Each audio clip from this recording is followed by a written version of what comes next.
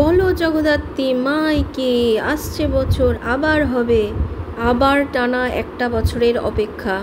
তো hello everyone, good morning, সকলকে জানাই শুভ দশমীর প্রীতি ও শুভেচ্ছা। তো সকাল সকাল ঘুম থেকে উঠেছি আর এটা ত্রিফলা ভিজিয়েছিলাম আমার হাজব্যান্ডের জন্য। তো এটা ঢাকা থাক, সকালবেলা উঠেছি যখন চলো আগে যাই ছাদে, সবাই ঘুমোচ্ছে, চাবিটা নিয়ে নিলাম আর ডোরটা লক করে দিই। অন্যান্য দিন তো ঘুম থেকে উঠেই একটু হাত মুখ ওয়াশ করে নিয়ে তারপরে চা বসাই, গেট খুলি, সিঁড়িটা ধুয়ে দিই। তো আজকে সবাই ঘুমোচ্ছে আর সকাল সকালও উঠেছি, তো আজকে ইচ্ছা হলো একটু ছাদে যাব। চলো ছাদে যাই। তো চলে এসেছি, গেটটা খুলেছি, তালাটা খুলেছি। তো দেখো সকালবেলার আকাশটা এত সুন্দর, মনোরম একটা আকাশ, দেখেই মন ভালো হয়ে যাচ্ছে। চারিদিক পুরো নিস্তব্ধ, শুধু পাখিদের কলতান শোনা যাচ্ছে। এমনি দুপুরবেলা যখন জামা কাপড় কেচে মেলতে আসি আর নিয়ে যাওয়ার সময়, এই দুটো টাইমেই আসা হয়, না হলে তো আসা হয় না। তবে আস্তে আস্তে তো শীত পড়ছে, এবার আসা হবে বেশিরভাগ সময়টাই ছাদে। আর এই দিকটা দিয়ে ঠিক সূর্য ওঠে, এটা আমাদের পূর্ব দিক। তো ক্যামেরায় ভালো বোঝা যাচ্ছে না, এমনিতে বোঝা যাচ্ছে ভালো বেশ।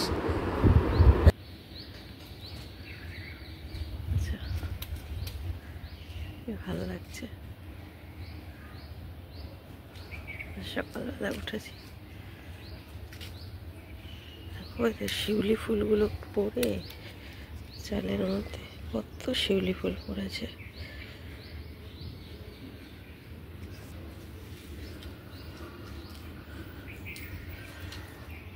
আর এই বাড়িটা দেখো, নতুন বাড়ি করেছে এবং গাছে ভরে গেছে। কি গাছ বলো তো? দুন্দুল গাছ। শুয়েও আছে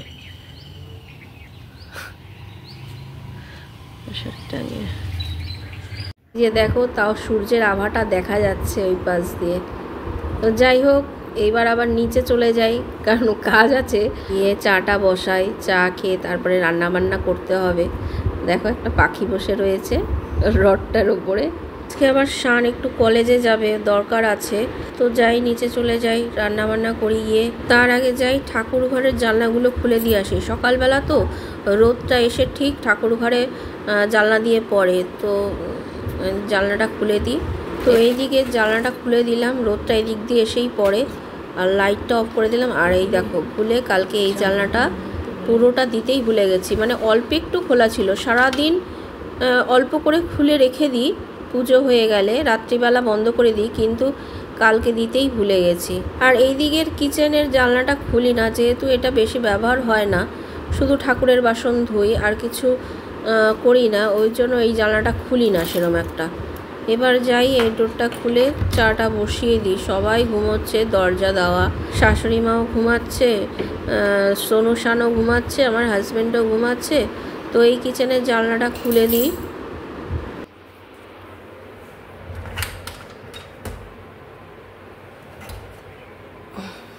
চায়ের জল ফুটে গেছে, আর এটা আমাদের কিনে এনেছিল চা পাতাটা। তো এটা যে আমার শাশুড়ি মায়ের দোকানের চা, এটা দিয়ে করব।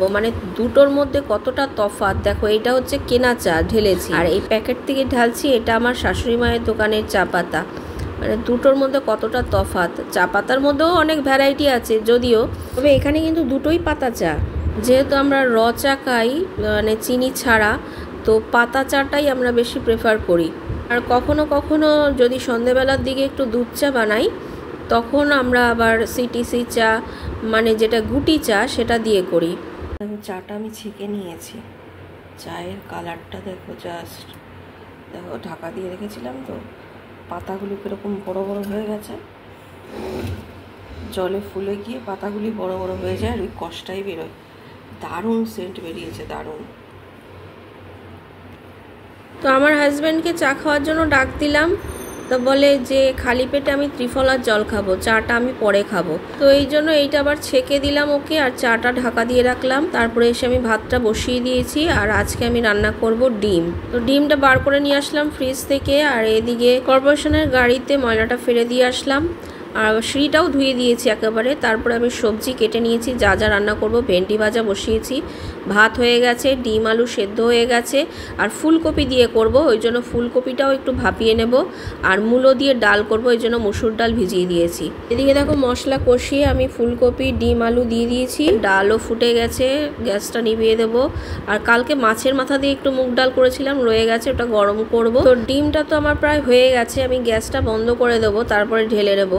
তো আমার হাজব্যান্ড এদিকে চাটা খেয়ে বাজারের দিকে গেছিলো, ও মাছ আর সবজি টবজি নিয়ে এসছে। আর ওকে বলেছিলাম একটু আমলকি আনতে, আমলকিও এনেছে। এখানে এনেছে ভেটকি মাছ আর পোয়া ভোলা, একটু জলপাইও আনতে বলেছিলাম যে চাটনি করব।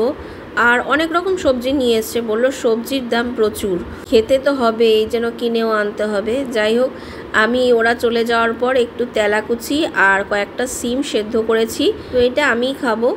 তারপরে ঘরটা ঝাড় দিয়ে একেবারে আমি ঘর মুছে নিয়েছি, আর বাড়ির চারপাশটাও ঝাড় দিয়ে একদম জল ছিটিয়ে দিয়ে এসেছি। তারপরে জামা কাপড় কেচে স্নান করে এসে পুজো করতে বসেছি। আজকে তো সোমবার, আজকে বাবা ভোলানাথের মাথায় একটু দুধ গঙ্গা জল দেব।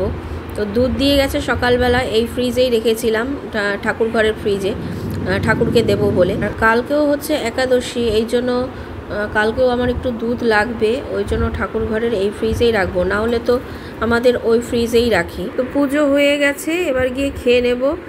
আর এই ঘরের কাজকর্ম সেরে পুজো করতে করতেই বেলা প্রায় 3টে বেজে গেছে। তো 4টের দিকেই আমাদের ঠাকুর বরণ শুরু হয়ে গেছিলো। তো আমি জগদ্ধাত্রী ঠাকুরকে আর বরণ করতে যাইনি, মা দুর্গাকে বরণ করি, কিন্তু জগদ্ধাত্রী মাকে আমি যাইনি কোনোদিন বরণ করতে। তো অনেকে করে, যারা যারা করে তারা করেছে। আজকেই ঠাকুর বিসর্জন দিয়ে দেবে, ওই জন্য ভাসানের জন্য শোভাযাত্রা বার করবে। তো বাজনা টাজনা সব চলে এসছে, তো যারা যারা যাবে সবাই রেডি হয়ে গেছে। প্রত্যেকবার তো এই রাস্তা দিয়েই ঠাকুর ঢুকায় প্যান্ডেলে, আবার এই রাস্তা দিয়েই ঠাকুর বার করে নিয়ে যায় আমাদের বাড়ির পাশ দিয়ে। কিন্তু এইবার রেষারেষি করে আমাদের পাড়ারই আরেকটা পুজো করেছে, জগদ্ধাত্রী পুজো, কোনোবার হয় না, এই প্রথমবার করলো, মানে এই পুজোটা দেখাদেখি করেছে। তো এই জন্য ওরাও আজকে ভাসান বার করেছে, আর রাস্তাটাকে পুরো জ্যাম করে রেখে দিয়েছে। ওই জন্য আমাদের এই ঠাকুরটা আর আমাদের বাড়ির পাশ দিয়ে যাবে না, অন্য পথ দিয়ে ঘুরে যেতে হবে। সেটা ছোট রাস্তা, কিন্তু কিছু করার নেই, যেহেতু ওরা বার করেছে তাই এরাও বার করতে গেলে একটা ঝামেলার সৃষ্টি হবে, ওই জন্য এরা অন্য পথ দিয়ে বার করেছে। আর আমি ভাসানেও যাইনি, আমার ছেলেরাও যায়নি, কারণ আমার হাজব্যান্ড পছন্দ করে না, কারণ ভাসানে গেলে ঝামেলা বাঁধবেই, জানোই তো তখন কে কীরকম অবস্থায় থাকে। যাই হোক, রাত্রিবেলার জন্য আমি চাউমিন করেছি, কারণ সোনু শান বললো আমরা তো বেরোইনি, তো আমাদের জন্য রাত্রিবেলা চাউমিন করো, চাউমিন খাবো। তো হাজব্যান্ড শাশুড়ি মা বললো আমরা তো চাউমিন খাবো না, আমাদের জন্য রুটি করো।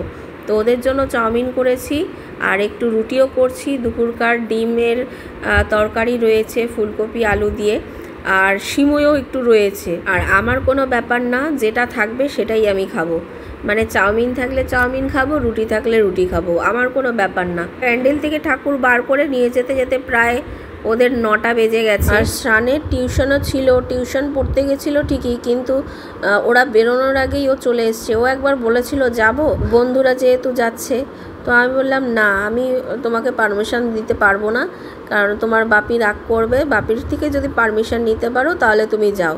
তা ও আর ভয়তেই করেনি ফোন, আর ও এমনিতেও জানে ওর বাপিকে ফোন করলে ওর বাপি কখনোই পারমিশন দেবে না। আর সোনুও বাড়িতে ছিল না, ও একটু দোকানের দিকে গেছিলো। তাও শুনলাম যে মানে অনেক রাত্রে নাকি খুব ঝামেলা হয়েছে, মারপিট হয়েছে, পুলিশ এসছে। তো আমি জানি এইরকমই একটা কিছু হবে, আন্দাজ করেই ছেলেদের বললাম না তোরাও যাবি না আর আমিও যাব না, এই জন্য আমার হাজব্যান্ডও পছন্দ করে না। যাই হোক, সব কিছু শেষে একটাই কথা বলবো, মা যেন সকলকে সুবুদ্ধি দেন। তো আজকের মতো ফ্রেন্ডস এই পর্যন্তই, সবাই ভালো থেকো, গুড নাইট, টাটা।